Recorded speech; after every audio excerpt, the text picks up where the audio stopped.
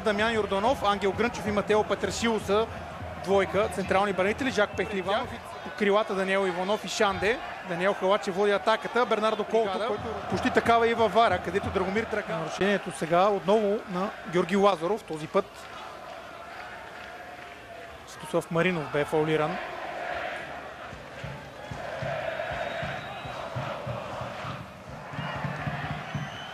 От тук насетне.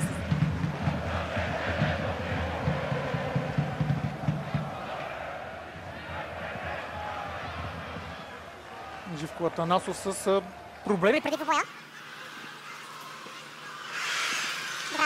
Центриране към Шандел, на вратата 1-1. 12-та минута. Какъв матч правят двата отбора? Прекрасно попадане. Имаше вариант да пропусне двубоя. Стисна зъби. И се включва в битката за Варна.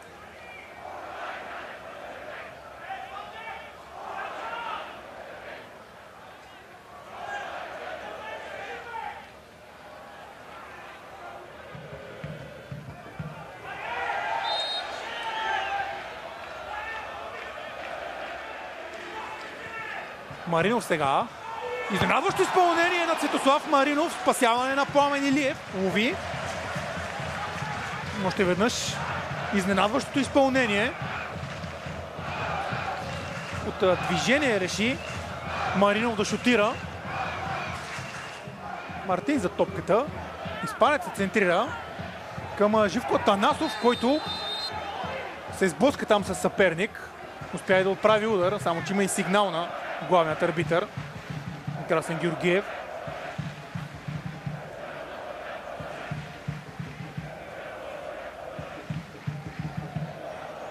Георги Лазаров.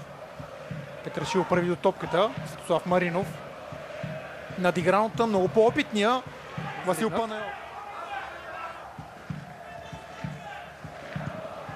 Изравнено. Вълнуващ, интересен и равностоен двубой до този момент. Лидера във втора лига се разбраха и Ангел Грънчов се завърна. Сега закачки от двете сините димки в сектора на гости.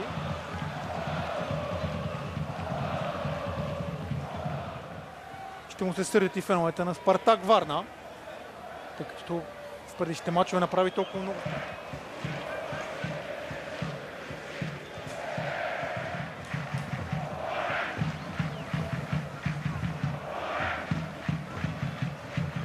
Хаджиевски и Илян Илиев правят такава. И докато място изглеждаше така, сякаш топката каца на напречната града. Но пък това не отнема от хубавият удар, който отправи Златев. Него сблъсък в центъра на терена. Още едно подаване към Жоао Педро, което е овладяно от крилото. Само че тук той си е послужил и с нарушение. Срещу Светослав Маринов.